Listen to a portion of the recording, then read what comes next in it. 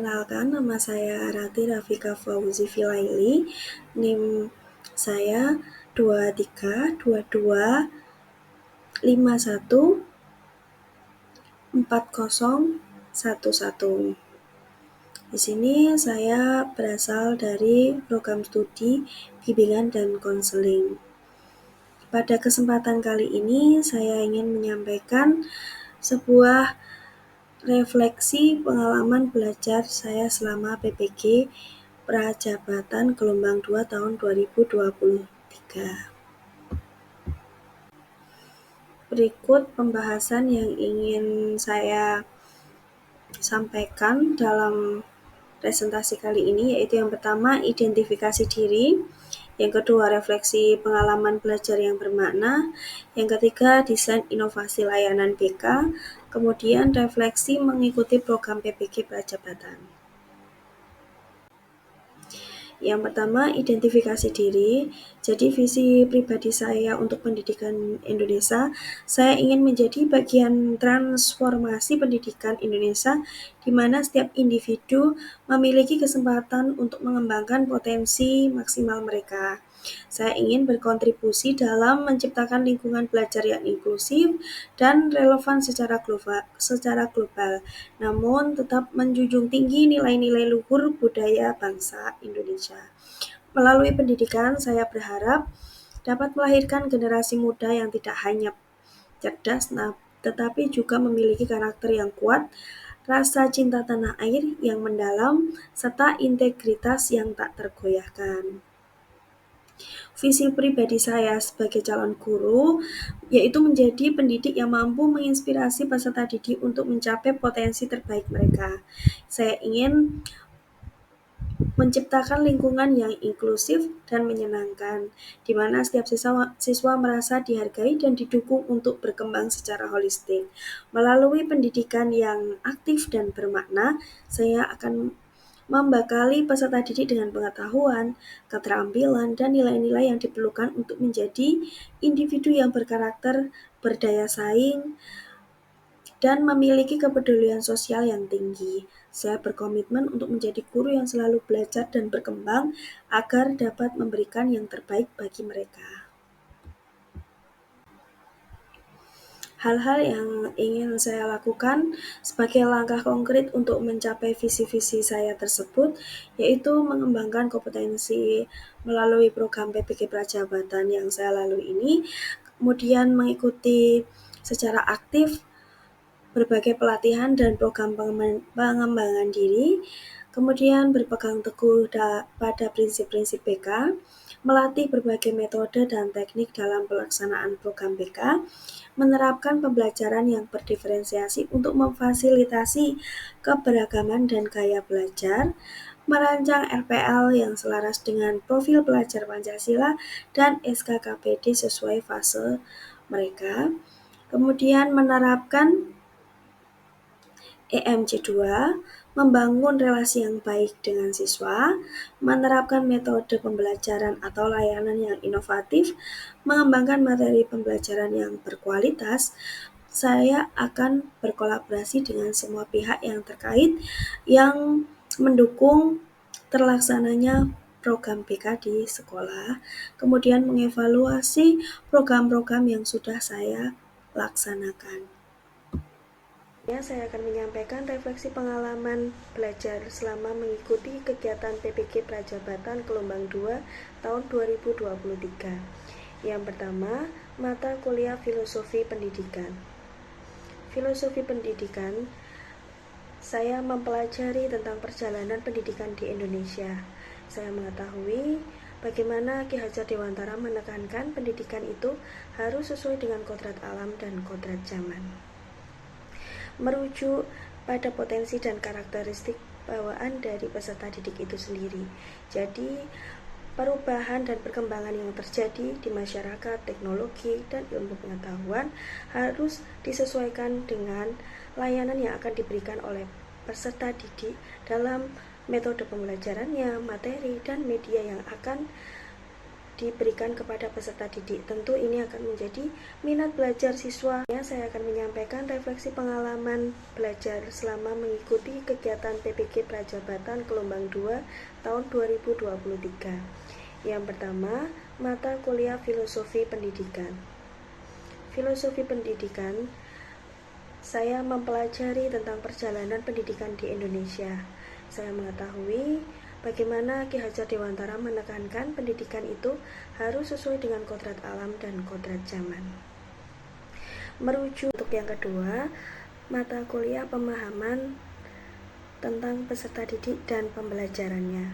Pada mata kuliah ini saya mengetahui tentang teori-teori perkembangan peserta didik, gaya belajar, dan karakteristik pembelajaran setiap individu.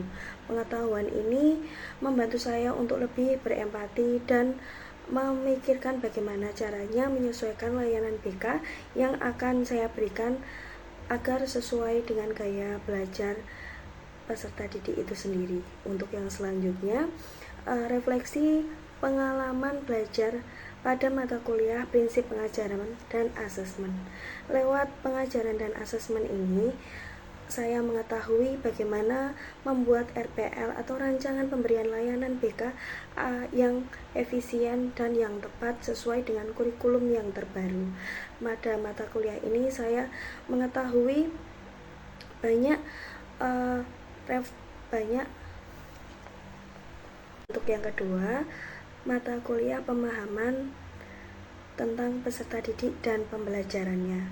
Pada mata kuliah ini saya mengetahui tentang teori-teori perkembangan peserta didik, gaya belajar, dan karakteristik pembelajaran setiap individu. Pengetahuan ini. Untuk yang selanjutnya, mata kuliah Prinsip Pengajaran dan Asesmen 1. Lewat mata kuliah ini, saya mengetahui bagaimana cara menilai atau mengasesmen kebutuhan peserta didik, lalu disesuaikan dengan RPL atau Rencana Pemberian Layanan BK, agar layanan yang kita berikan itu sesuai dengan kebutuhan atau tingkat urgensi peserta didik. Untuk yang selanjutnya, pendidikan berdiferensiasi.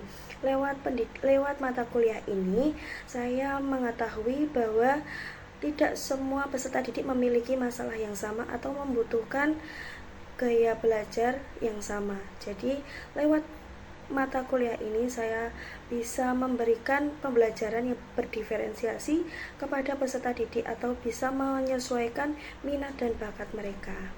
Untuk yang selanjutnya, perspektif sosiokultural. Lewat mata kuliah ini, saya mengetahui bagaimana guru harus memahami latar belakang sosial dan budaya peserta didik itu sendiri. Dalam memberikan layanan BK, saya perlu mempertimbangkan beberapa faktor-faktor sosiokultural ini agar dapat membangun hubungan yang lebih baik kepada peserta didik dalam memberikan layanan yang relevan dan konteks yang seharusnya atau sesuai dengan latar belakang mereka agar mudah dipahami. Untuk yang selanjutnya yaitu PPL 1. Dalam PPL 1 ini, lewat PPL 1 ini saya banyak belajar tentang asistensi layanan-layanan BK secara real di sekolah.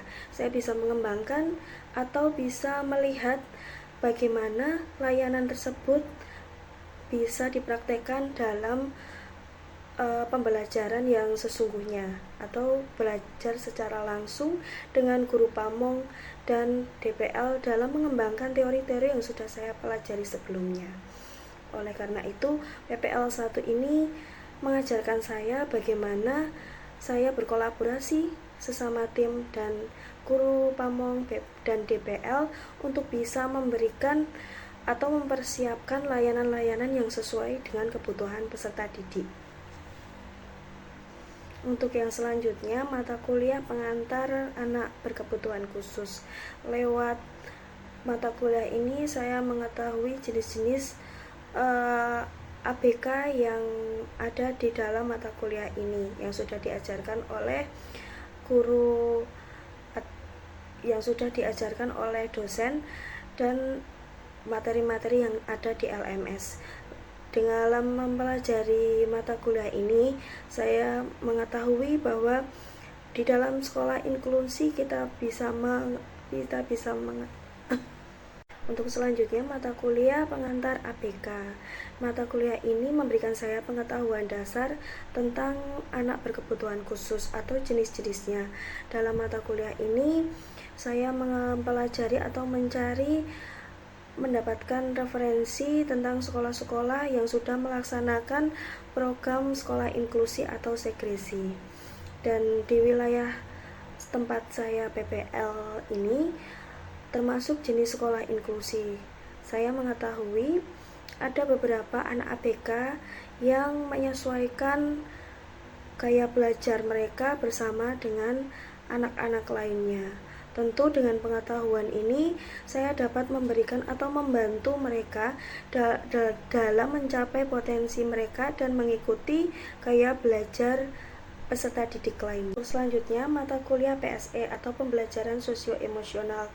Dalam mata kuliah ini saya jadi mengetahui bahwa guru ini memainkan peran penting dalam menumbuhkan dan mengembangkan keterampilan sosial dan emosional peserta didik. Tentu dalam memberikan layanan, guru harus memahami kondisi sosio-emosional peserta didik itu, sehingga layanan yang akan diberikan lebih efektif.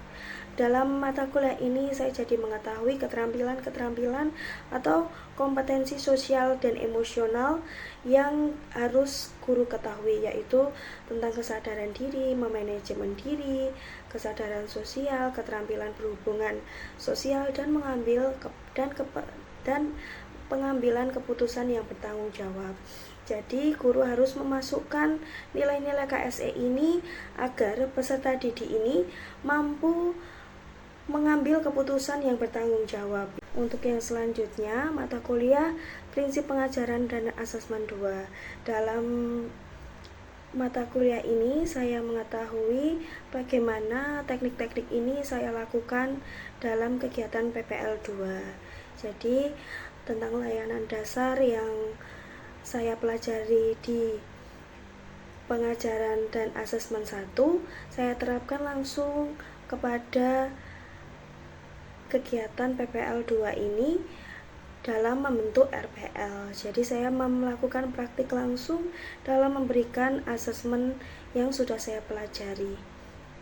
Untuk selanjutnya, mata kuliah proyek kepemimpinan. Lewat mata kuliah ini memberikan saya kesempatan untuk mengembangkan keterampilan kepemimpinan atau manajemen diri dalam kelompok.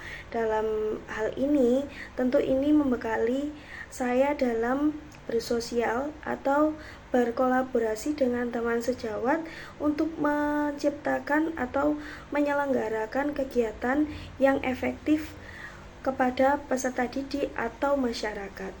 Sehingga saya harus mampu mengelola waktu saya dan memanajemen kegiatan-kegiatan yang ada dalam proyek kepemimpinan ini agar berjalan dengan lancar. Untuk yang selanjutnya, mata kuliah PPL 2. Dalam mata kuliah ini tentu sangat menarik karena semua mata kuliah yang sudah saya pelajari, saya terapkan di dalam PPL 2 ini. Karena PPL 2 ini lebih banyak praktik langsung dalam memberikan layanan kepada peserta didik. Tentu mata kuliah ini berkesinambungan dengan mata kuliah PPL 1, yang mana PPL 1 tentang asistensi dan mengamati observasi tentang layanan yang diberikan oleh guru pamong dan bagaimana sekolah menerapkan program-program BK. Nah, ini melanjutkan dengan yang sudah saya pelajari di PPL 1, saya terapkan di PPL 2. Di PPL 2, saya memberikan layanan secara langsung kepada peserta didik, yaitu layanan dasar dan layanan responsif.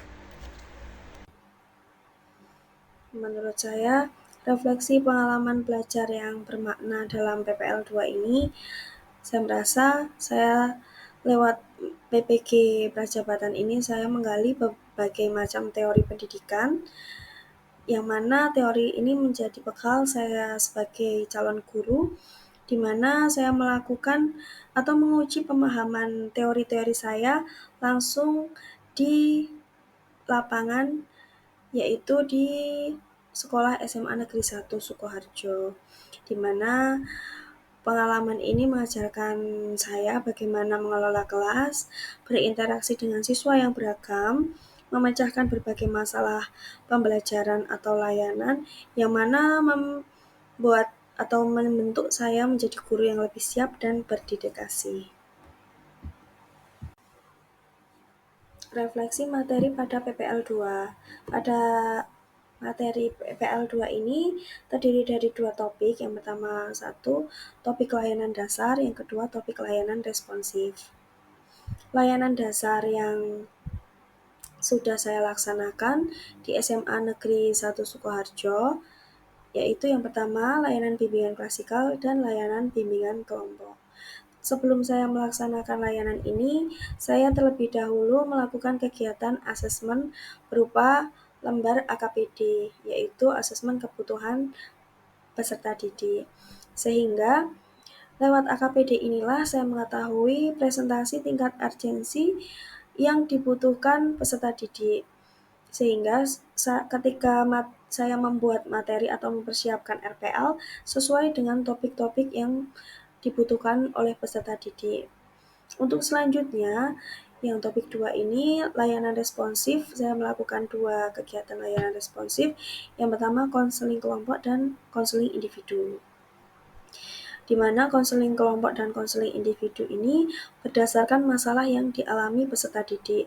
Ada yang dilakukan secara berkelompok dan ada yang dilakukan secara individu, sesuai dengan kebutuhan konseling mereka. Berikut artefak yang saya laksanakan dalam PPL 2, yaitu saya masukkan ke dalam satu link, di mana link tersebut berisi tentang RPL bimbingan klasikal beserta video dokumentasinya, serta RPL bimbingan kelompok serta video dokumentasinya. Kemudian RPL konseling kelompok beserta video dokumentasinya. Kemudian RPL konseling individu beserta dokumentasinya. Refleksi kegiatan PPL 2 ini, saya merasa bukan hanya sekedar mengajar, tetapi juga menyelami dunia siswa. Bagaimana saya mengasesmen kebutuhan mereka, dan kemudian saya menyesuaikan dengan gaya belajar mereka, dengan materi yang mereka butuhkan, serta teknik-teknik yang saya buat bagaimana bisa menumbuhkan motivasi belajar mereka. Setiap interaksi baik dengan siswa maupun guru menjadi pelajaran berharga yang membentuk saya menjadi calon guru BK yang lebih matang. Tantangan yang saya hadapi mulai dari keterbatasan waktu yang ada dan perbedaan ekspektasi dan realita yang sudah saya laksanakan justru menjadi batu loncatan untuk saya terus belajar dan berinovasi. Hambatan-hambatan seringkali terjadi pada praktik PPL 2 ini menjadi bagian proses pembelajaran yang saya harus sabar dan tekun dan selalu memperbaiki rencana yang sudah saya buat. Secara keseluruhan, hambatan-hambatan ini menjadi pelajaran berharga bagaimana kita dihadapkan dengan realita di lapangan. Bagaimana program-program BK ini dapat terlaksana menjadi lebih efektif bagi peserta didik maupun ketercapaian dalam pembelajaran yang sudah ditentukan, serta membuat saya menjadi lebih tangguh dan beradaptif di masa depan nanti. Desain inovasi yang sudah saya siapkan dalam layanan BK yang sudah saya buat, yaitu layanan bimbingan kelompok dengan teknik homeroom menggunakan media ular tangga untuk meningkatkan interaksi peserta didik dengan teman sebaya. Kenapa saya memilih permainan ular tangga ini? Karena sifatnya interaktif, menyenangkan, dan dapat disesuaikan dengan berbagai tema. Kebetulan saya memilih dengan teknik homeroom, di mana teknik homeroom ini menghadirkan suasana kekeluargaan atau suasana berada di rumah atau cenderung santai. Nah, permainan ular tangga ini saya gunakan dalam bimbingan kelompok dengan teknik homeroom ini menurut saya sesuai karena tema yang saya angkat ini interaksi dengan teman sebaya. Saya harap melalui permainan ini saya bertujuan untuk merefleksikan pengalaman dan perasaan antar peserta didik, di mana pengalaman dan perasaan tersebut menjadi proses berpikir kritis untuk menjawab sebuah pertanyaan yang sudah saya siapkan. Dalam konteks ini, saya mengembangkan topik yang saya buat dalam pertanyaan-pertanyaan yang sudah saya siapkan. Kemudian, peserta didik saling berdiskusi untuk saling menjawab pertanyaan yang sudah saya sebutkan.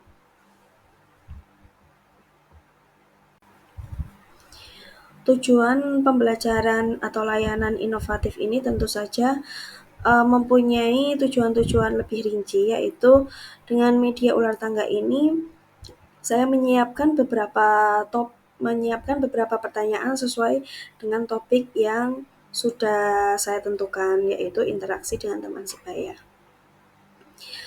Saya menekankan agar peserta didik selalu bekerja sama dengan tim atau kelompoknya. Dalam kelompok bimbingan kelompok ini, saya membagi menjadi 3 kelompok kecil, yaitu di mana peserta didik saling bekerja sama untuk menyelesaikan pertanyaan-pertanyaan yang mereka mainkan. Kemudian, yang kedua, saya mencoba melatih komunikasi mereka, yaitu bagaimana mereka belajar menyampaikan ide yang baik, mendengarkan pendapat orang lain, dan meyakinkan teman setim mereka, di mana mereka ini saling berkomunikasi secara baik dan saling bertukar pikiran agar mendapatkan hasil yang baik. Selanjutnya yang ketiga, pemahaman konsep lebih mendalam.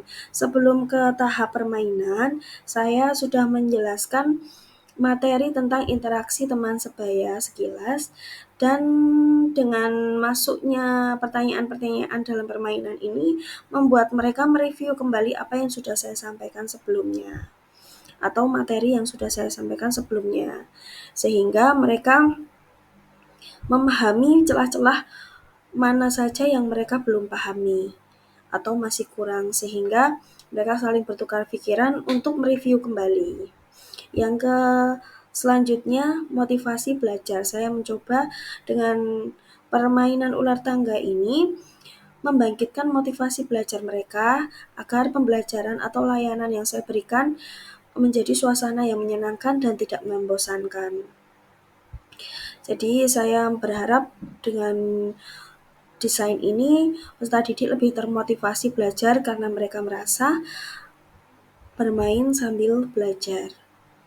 Untuk selanjutnya, meningkatkan kepercayaan diri mereka. Karena dalam topik ini saya membahas interaksi dengan teman sebaya, saya harap peserta didik yang berani menjawab, tentu saja itu menjadi salah satu ciri kepercayaan diri meningkat, yaitu mereka berani mengungkapkan pendapat mereka di dalam kelompok mereka. Jadi tidak sungkan dalam menghargai atau mendapatkan bantuan dari teman lainnya. Karena dengan teknik homeroom ini, saya merasa media ini cocok dalam teknik homeroom karena dapat dimainkan dalam suasana kekeluargaan dan pertemanan. Berikut saya buat buku panduan yang berupa tentang tahapan-tahapan cara bermain ular tangga dalam bimbingan kelompok dengan teknik homeroom, dan materi-materi yang saya berikan sudah saya masukkan ke dalam buku panduan ini. Kemudian tahap desain pembelajaran atau layanan yang saya siapkan itu sama seperti bimbingan kelompok, sesuai dengan format yang ada di LPL yang sudah saya masukkan di link tadi, yaitu terdiri dari 3 tahap, yaitu tahap awal, tahap inti, dan tahap akhir. Sebagai calon guru profesional, saya berkomitmen untuk melaksanakan tugas dan tanggung jawab penuh dengan penuh dedikasi. Saya akan mengupayakan pengembangan peserta didik secara holistik, baik akademik maupun non-akademik, dengan menerapkan prinsip-prinsip pembelajaran aktif dan berpusat pada peserta didik. Saya akan menciptakan lingkungan belajar yang kondusif bagi tumbuh kembang peserta didik. Selain itu, saya akan terus berupaya meningkatkan kompetensi profesional melalui kegiatan dan pelatihan refleksi yang akan saya laksanakan. Indonesia is not just wonderful. Indonesia is a wonderland.